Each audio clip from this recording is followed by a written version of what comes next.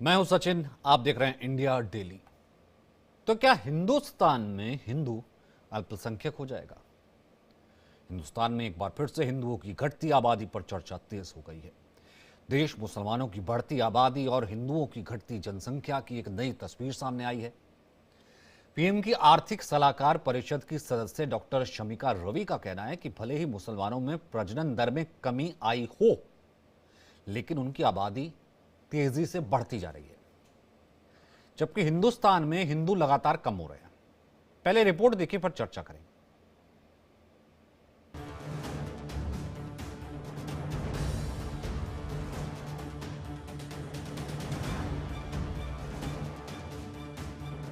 जिस देश के नाम में हिंदू है, उसी देश में हिंदुओं की आबादी लगातार कम हो रही है। उनकी संख्या लगातार घट रही है। ऐसा हम नहीं बल्कि आंकड़े कह रहे हैं कि हिंदू अपने ही देश में सिमटता जा रहा है, जिस पर एक बार फिर बहस छिड़ गई है। प्रधानमंत्री की आर्थिक सलाहकार परिषद की सदस्य डॉक्टर शमिका रवि ने कहा कि मुसलमानों में प्रजनन दर में गिरावट होने का मतलब ये कतई नहीं है कि जनसांख्यिकीय परिवर्तन नहीं हो रहा है। जमीनी स्तर पर हकीकत इसके उलट है।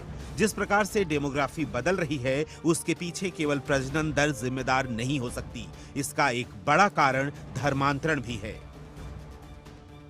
यानी साफ है कि प्रजनन दर में भले ही कमी हुई हो, लेकिन उनकी आबादी का प्रतिशत लगातार बढ़ रहा है, जिसको लेकर प्रधानमंत्री की आर्थिक सलाहकार परिषद यानी ईएसी ने एक रिसर्च पेपर जारी किया था, जिसके मुताबिक 1950 से 2015 के बीच देश में हिंदुओं की आबादी में 7.82% की कमी आई है, जबकि इसी समय में मुसलमानों की जनसंख्या में 43.15% की वृद्धि हुई। इतना ही नहीं, 1950 से 2015 के बीच अल्पसंख्यकों जैसे ईसाई, सिख और बौद्धों की आबादी भी बढ़ी है। सरकार के इन आंकड़ों के बाद से लगातार ये सवाल उठ रहे हैं कि क्या ऐसे में जनसंख्या नियंत्रण कानून की जरूरत है? क्या हिंदू अपने ही देश में अल्पसंख्यक हो जाएगा? Bureau report, India daily.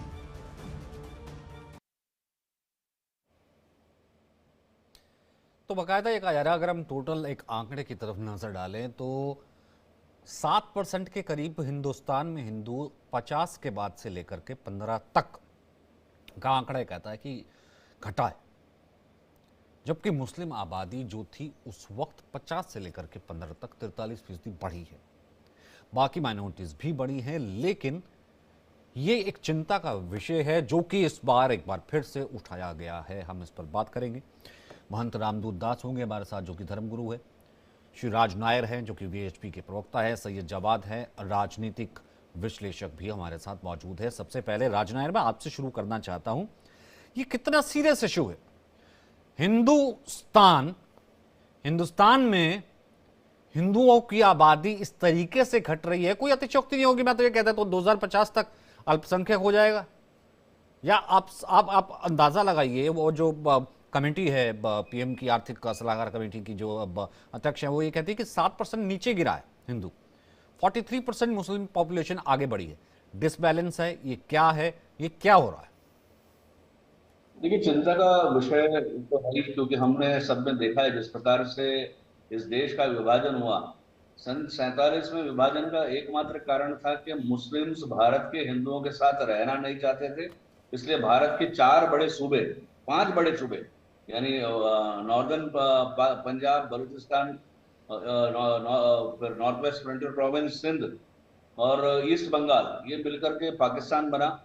और क्योंकि वहां की जनसंख्या, डेमोग्राफी चेंज यानी धर्मांतरण ने राष्ट्रांतरण का रूप लिया, ये हम सब ने इतिहास में देखा है। क्योंकि भारतीय सब कॉन्टिनेंट की जो ओरिजिनल आबादी है, सारे के सारे हिंदू थे, और ये धर्मांतरण जो हुआ, ये आक्रांताओं के कालखंड में, चाहे वो तलवार के जोर पर, बाकी शासकीय प्रलोभन, बादशाहों और सुल्तानों के फेंके हुए टुकड़ों से जो मुसलमान बने, इनकी उन्हीं की आबादी है भारत की मुसलमान, या पूरे सब कॉन्टिनेंट के मुसलमान की। तो जिस प्रकार से जब जब डेमोग्राफिक चेंजेस हुए हैं, हमने सबने देखा कि भारत के विभाजन के बाद और आजादी के बाद एकमात्र स्टेट था जम्मू कश्मीर, जहां में हिंदू माइनॉरिटी में और मुस्लिम मेजोरिटी थी। हमने सबने देखा वहां हिंदुओं की क्या दुर्गति हुई, और रातों रात जब मस्जिदों से ऐलान किया गया, गाली गाली और गाली जो भी है, कि आप अपनी बहन बेटियों को छोड़ के और अपनी प्रॉपर्टी को छोड़ के चले जाओ। ये हमने देखा। उसी तरह से भारत में कई ऐसे जिले हैं जो हिंदू मुक्त हो गए हैं। तो जब जब डेमोग्राफिक चेंजेस हुए हैं, जब जब मुस्लिम आबादी बढ़ी है, पूरे विश्व भर में जहां जहां ऐसा हुआ, चाहे लेबनान हो, ऐसे सीरिया हो, जब जब मुस्लिम आबादी हुई और वहां के नेटिव सिविलाइजेशन, वहां की स्थानिक जो सभ्यता है, वो नस्तो नाबूद कर देते हैं ये लोग। ये तो इतिहास गवाह है इस बारे में। तो ये चिंता का विषय अवश्य है और संपूर्ण हिंदू समाज को इस बारे में चिंतन करना चाहिए, ये हम मानते हैं। सही है जवाब। मतलब आपको लगता है कि जिस तरीके से वो एजुकेशन की कमी रही है, जिस तरीके से जो है तमाम कुछ रूढ़िवादिता रही है, यही कारण है कि आर्थिक तौर पर, ये कमेटी की रिपोर्ट कहती है कि आर्थिक तौर पर तो मुसलमान पीछे होता चला गया, मतलब नीचे होता चला गया। आबादी 43% के करीब बढ़ गई और हिंदू लगातार घटता चला जा रहा है। मतलब ये तो फिर डिसबैलेंस हुआ ना। कम से कम एक रिट्रोस्पेक्ट करने की जरूरत है ना मुस्लिम समाज को भी। जी बहुत बहुत सचिन भाई, आपको धन्यवाद। आपको और आपके सभी दर्शकों को मेरा जय हिंद, जय संविधान। देखिए क्या है, ये जिस प्रोपोगंडे के ऊपर या जिस लाइन के ऊपर वीएचपी, संघ परिवार, भारतीय जनता पार्टी के लोग चलते हैं, ये कंफ्यूज हैं। अभी मोहन भागवत ने कहा कि लोगों को बच्चे 3 पैदा करना चाहिए।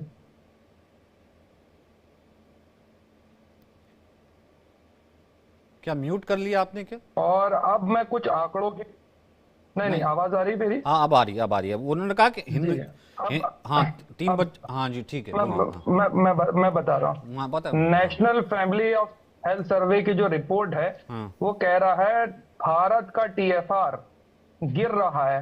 किसी भी देश का टीएफआर, टोटल फर्टिलिटी रेट जो है, वो आइडल 2 होता है। और भारत का जो है, ये सरकारी आंकड़े हैं, ये मेरे नहीं है, भारत सरकार के हैं, आते हैं, आइडल 2 हो चुका है और 2 से भी कम हो रहा है।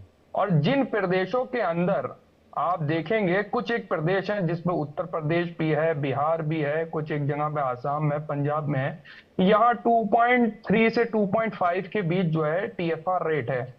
तो टीएफआर रेट का मतलब ये बताता है, आंकड़े हमको ये बताते हैं कि भारत का टीएफआर रेट घट गया है।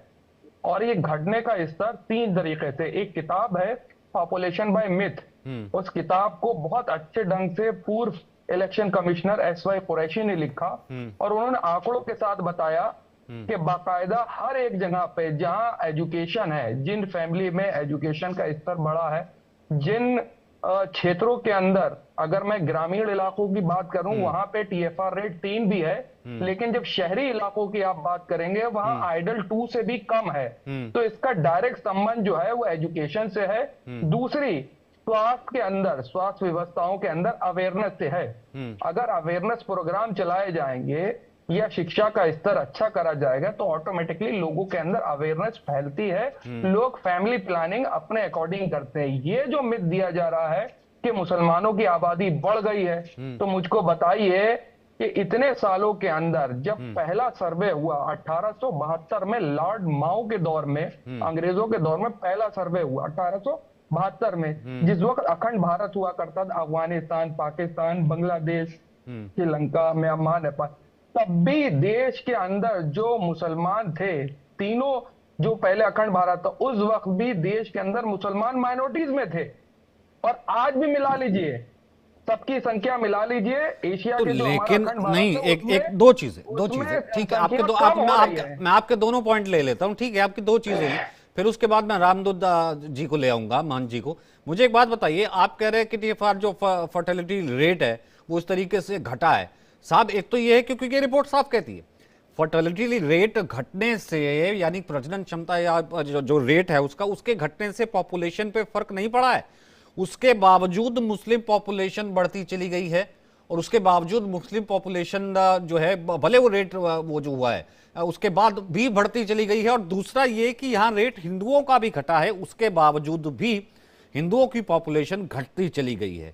अब आप इसकी बात कर रहे थे, एजुकेशन आएगी तो अपने आप ही फैमिली प्लानिंग करेगा, क्योंकि फैमिली प्लानिंग तो शुरुआत में, क्योंकि बीच में मैं वही तो कह रहा हूं ना, बीच में समाज आड़े आ जाता है, बीच में फैमिली प्लानिंग आड़े आ जाती है कि फैमिली प्लानिंग करनी ही नहीं है, जितने हो कि नहीं। आप खुद देखिए, ऐसी तकरीरें हैं, आप पढ़े लिखे हैं, आप इस बात को समझते हैं कितने लोगों को, कितने मुस्लिम समाज को पता होगा कि आप बताइए जिनके बच्चे जो है 4 हैं 5 है, ठीक है। रही बात आप 3 की, वो जो बात कर रहे हैं, ठीक है। महंत रामदूत दास जी, मुझे एक बात बताइए, इसमें कितना दम है? नहीं ठीक है, एक सेकंड रामदूत दास जी, इसमें फिर कितना दम है इस तर्क में कि मुस्लिम माइनॉरिटी था, माइनॉरिटी ही था, और अब भी देखो माइनॉरिटी तो है, लेकिन आंकड़े को छोड़ कह रहे हैं।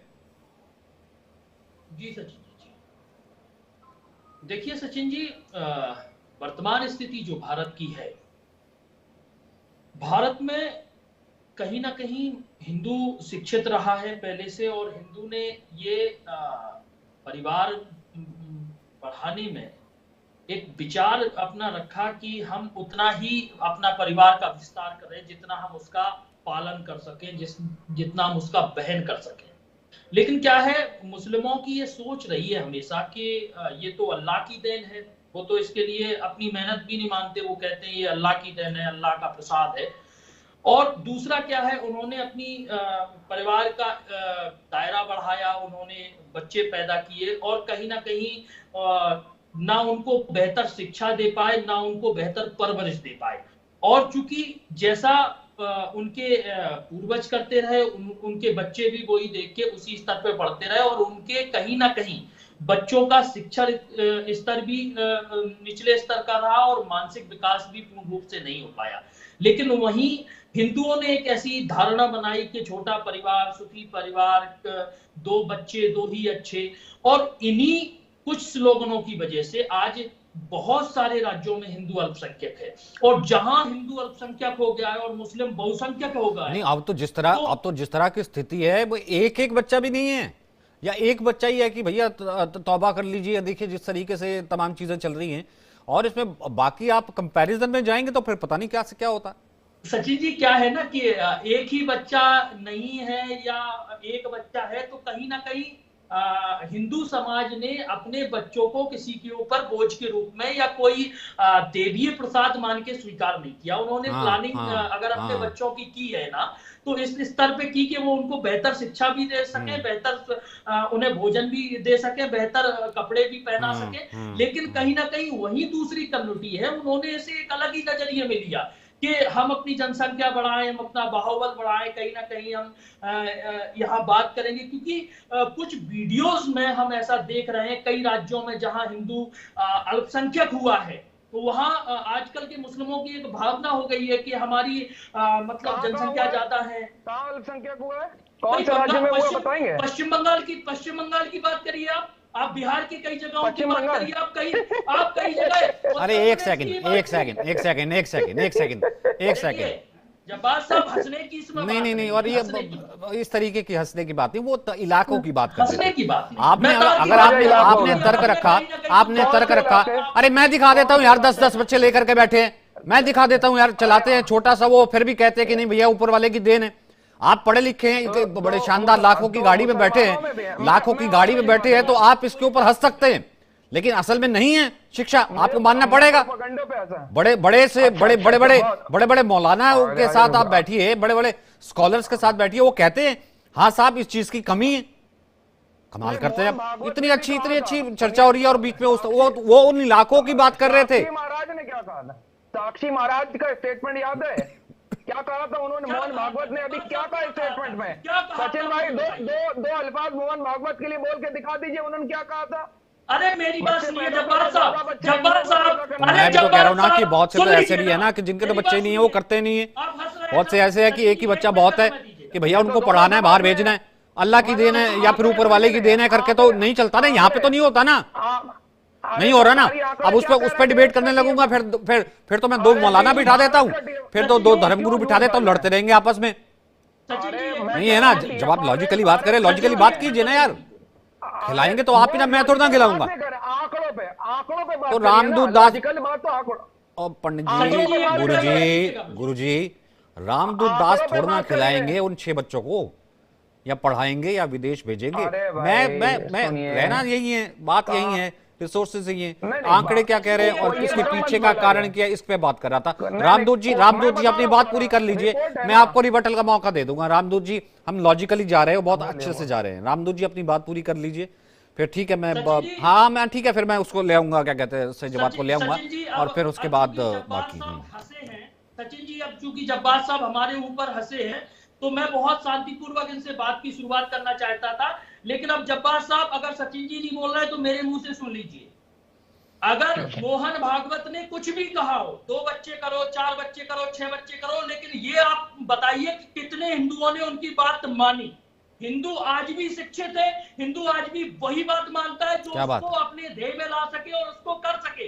लेकिन आपकी जो कौम है जाहिलों की तरह एक मौलाना मौलवी की बात को लेके हलाला भी करती है, 10-10 बच्चे भी पैदा करती है और उनको सरकार के कंधों पे और मजहब की एक देन या अल्लाह की देन बता के स्वीकार भी कर लेती है, और आप जैसे लोग हंसते हैं और पैरवी करते हैं उनपे। आप अपने आप को शिक्षित बताते हैं। अगर कोई आप लोगों की बात करिए, आप संभल में ही देख लीजिए, कई जगहों पे 70% मुस्लिम आबादी है। आप कई जगह पश्चिम बंगाल के हालात देख लीजिए, आप कई जगह कर्नाटका के हालात देख लीजिए। अगर आपको ऑन रिकॉर्डेड बात करनी है तो आंकड़े बताओ, क्या आंकड़े बताओ, भ्रम मत फैलाओ। और कितने बड़े आंकड़े बताओ, कितने बड़े आंकड़े वाले हैं, जाहिलों वाली बात करते हैं आप। आंकड़े बताओ, आंकड़े बताओ, आपने कभी अपने मौलाना मौलवियों पर प्रश्नवाचक चिन्ह लगाया? अरे यार क्या बात कर रहे हो सचिन भाई, क्या डिबेट है ये? क्या फालतू की बातें हैं ये? कोई डिबेट है? नहीं डिबेट, आप एजुकेशन की बात कर रहे थे, आप जवाब दीजिए मुझे बता। अगर कोई अगर ये क्या मुस्लिम समाज की तरफ से कभी ये कहा गया? नहीं, क्या मैंने तो नहीं, सही जवाब मेरे को इनवाइट भेजिएगा, मैं भी चलूँ आपके साथ। क्या मुस्लिम समाज की तरफ से कभी ये कहा गया नहीं बच्चा एक ही अच्छा होना चाहिए, आपको एक ही बच्चा करना चाहिए या 2 कर लीजिए बच्चे? मैंने नहीं देखा कि कोई खड़े होकर कह रहे हैं। आप 2-3 की बात तो कर रहे हैं ना, चलो ठीक है, कौन ऐसे किसी के कहने से थोड़ा ना होता है। फिर उसके बाद कैसा है कि एजुकेशन में हमको ही करना है। मुझे बताइए कौन सी ऐसी तकरीर है, कौन सी तहरीर है कि बच्चे 2 ही अच्छे या फिर बच्चा एक ही अच्छा? पॉपुलेशन कंट्रोल की अगर हम बात कर रहे हैं, चलिए आप इसको आंखें बंद करिए कि चलो मैं इसको हिंदू मुस्लिम से ना देखो, हिंदू अल्पसंख्यक हो जाएगा, जो कि चलो ठीक चिंता का विषय है, उसको भी लगता होगा। यहाँ पे तमाम लोग कहते हैं, लेकिन कहाँ अल्पसंख्यक है? मुझे बताइए तो, कहाँ अल्पसंख्यक है? तमाम जगह हैं, बताइए कौन सी जगह? मैं आंकड़े दे रहा हूँ आपको, कहाँ के आंकड़े लेंगे वहां आपको बता दूंगा। राजनायर ये कौन से आंकड़े? मेरे नहीं, रिपोर्ट बता रही है 43% बढ़ गए 50 से लेकर के 15 तक, हिंदू 7% घट गए। आंकड़े अब अभी भी नजर आते हैं। सुनिए, अरे भाई सरकारी आंकड़े, टीएफआर का रेट क्या कह रहा है? अबे टीएफआर का रेट तो जो कह रहा है, टीएफआर के रेट से पॉपुलेशन का नहीं लेना देना ना, वो फिर भी लगे हुए हैं। राजनायर देखिए, इन्होंने अभी एक बात कही क्योंकि मेरा थोड़ा सा सैयद जी हूँ, आप मुझे बोलने का मौका दे दीजिए। आप जब बोल रहे थे मैं नहीं बोला। पढ़ा लिखा मुसलमान जो है वो 1 बच्चा या 2 बच्चा करते हैं, ठीक है, ये बोलते हैं, चलो इसको मान भी लें। पर अभी जो ओवैसी साहब, अभी इनके मुस्लिम नेता डेटा के साथ ये बोलते हैं सबसे ज्यादा स्कूल ड्रॉप आउट मुसलमान है, सबसे ज्यादा अशिक्षा मुसलमानों में, सबसे ज्यादा बेरोजगारी मुसलमानों में। बात नहीं करेंगे ये, और इसकी वजह से बच्चे ज्यादा बोलने का मौका देंगे, सुनेंगे। आंकड़े यही बोल रहे हैं, जहां वहां आ गया है। ये बिल्कुल स्पष्ट बात है, आंकड़े भी यही कह रहे हैं, सारे फिगर सारे डेटा इसी और दर्शाते हैं। जब जब मुसलमानों की संख्या बढ़ी है वहां हिंदू घटा है, और मुसलमानों की संख्या निरंतर बढ़ रही है। इसलिए बढ़ रही है क्योंकि संपूर्ण कौम में जिहालत है, और ये इनके नेता लोग कहते हैं डेटा के साथ, या तो ये जुटला जाए कि ये झूठ बोल रहे हैं इलेक्शन के लिए। तो संपूर्ण तौर पर मुस्लिमों में जिहालत है, स्कूल ड्रॉप आउट से अशिक्षा है, स्कूलों में जाते नहीं है, कॉलेज में शिक्षा नहीं है, बहुत माइक्रो माइनॉरिटी के मुसलमान लोग पढ़े लिखे हैं। इसी की वजह से ये आबादी बढ़ रही है, ये जनसंख्या विस्फोट हो रहा है। और ये जो बोल रहे हैं वो सही बात है, पढ़ा लिखा है कितना? पढ़ा लिखा हार्डली 1%, 2%, 3%, बाकी सारे लोग जाहिल है, तो उसकी वजह से बढ़ रही है, हम ये बोलते हैं। अब जवाब दीजिए, सही है जवाब। बात एजुकेशन की वो कह रहे हैं, बात अपलिफ्टमेंट की वो कह रहे हैं, आप ठीक है आंकड़े कहते हैं, और आप एक पढ़े लिखे बहुत अच्छे तरीके से रिसर्च करते हैं, तब करते हैं, चलिए इसको उस नज़रिए से हम देखते भी नहीं है। लेकिन हम जिसे क्या कहते हैं, रियलिटी तो अपने भीतर अपने समाज और बाकी चीज़ों पर देखेंगे ना। जवाब दे दूं? बोलिए। देखिए सचिन भाई क्या है, मैं अभी इनके पास आंकड़े तो है नहीं, और सरकार के दिए हुए आंकड़ों को भी अब जो झुटला रहे हैं, कह रहे हैं मोदी सरकार भी झूठ बोल रही है।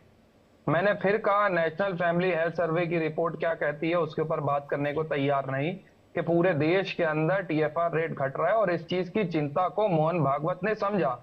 वो मोहन भागवत साहब जो बात कह रहे हैं, ये कह रहे हैं हिंदू उनकी बात ही नहीं सुनता है। अब वीएचपी जो है वो आरएसएस का ही एक अंग है, और वो कह रहे हैं कि मोहन भागवत झूठ बोल रहे हैं, हम उनकी बात नहीं मानेंगे। वो कह रहे हैं बच्चे पहले 3 पैदा करो।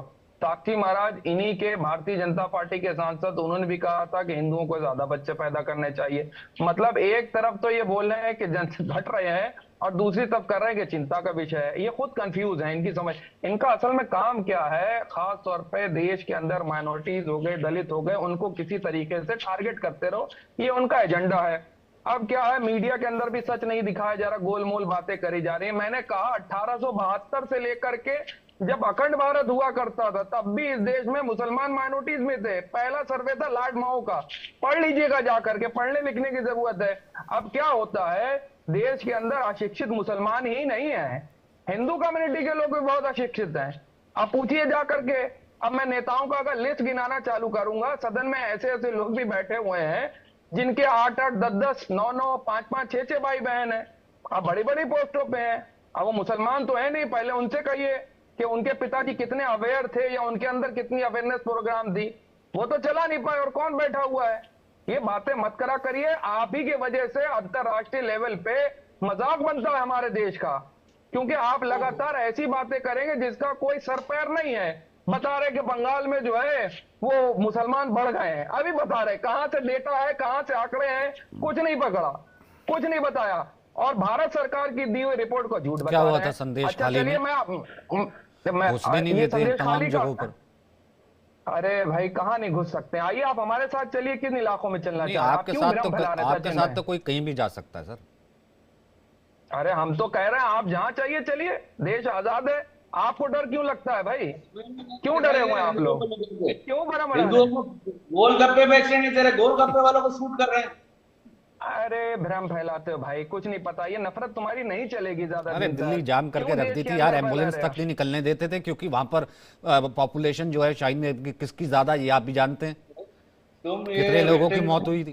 अब छोड़ो, नहीं नहीं नहीं, ये ऐसे मत करिए, फिर हाँ, ऐसे मत करिए। मैं हाँ, फिर आप इलाकों की बात कर रहे हैं ना, इलाकों की बात कर रहे हैं ना, और घुस के देखिए अरे आजाद जवाब हिंदुस्तान में डर सुनिए, किसको लगता है, नहीं लगता, पॉपुलेशन की बात ही हुई ना, जवाब तो इकट्ठे सुनिए, हो गए तो।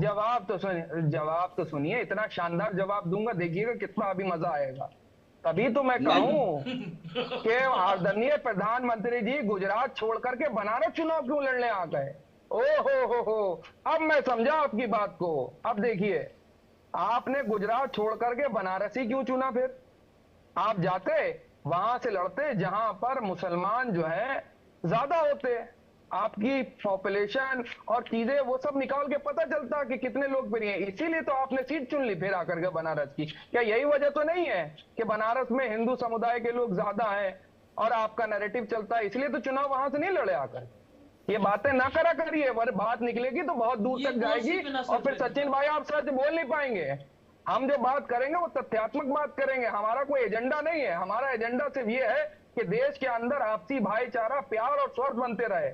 आपको अपनी जॉब बचाना होगी, हमें अपनी जॉब नहीं बचाना है। हमें सिर्फ ये बचाना है, हमें देश बचाना है, आपको अपनी नौकरी बचाना है। अरे मैं दोनों डिबेट में कर रहा बहुत था उन फर्क लोगों है। को जिन्होंने सिर्फ हम- 24/7 बच्चे पैदा करने की जॉब लगा रखी है, ये वो डिबेट थी।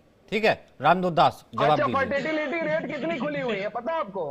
फर्टिलिटी क्लिनिक कितनी खुली हुई है नहीं भारत ठीक के है, अंदर, उनको पता बताइए है? जिनकी जॉब यही है, कैसे पॉपुलेशन बढ़ा नहीं। वो उसमें पता कर लीजिए फर्टिलिटी क्लिनिक में कौन लोग जाते हैं ज्यादा। हाँ ठीक है, रामदोदास, फिर उसके बाद राजनायर।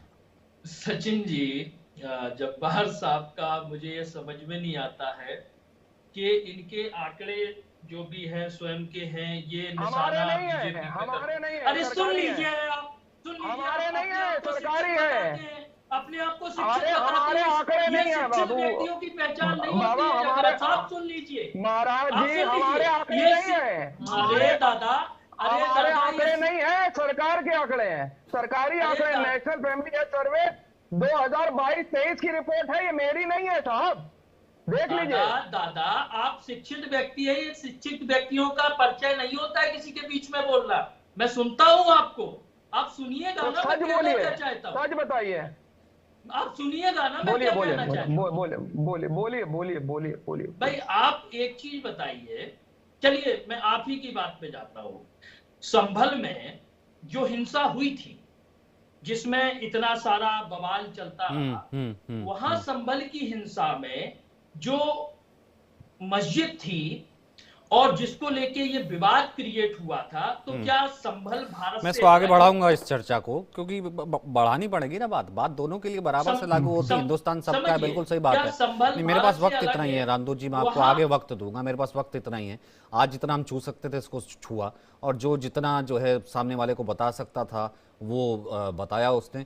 और सैयद उम्मीद मेरी हमेशा आपसे यही रहती है, पढ़े लिखे आदमी तो शिक्षित तरीके से बात किया कीजिए, उन लोगों को बताया कीजिए, अवेयर किया कीजिए, क्योंकि आपको भी पता है कि जब शिक्षा आएगी, तमाम चीज़ें ठीक होंगी, तो इकट्ठी तरक्की फिर सबकी साथ ही है ना। फिर वो ऐसा तो है नहीं कि यहाँ पे 3 दे दिए, 4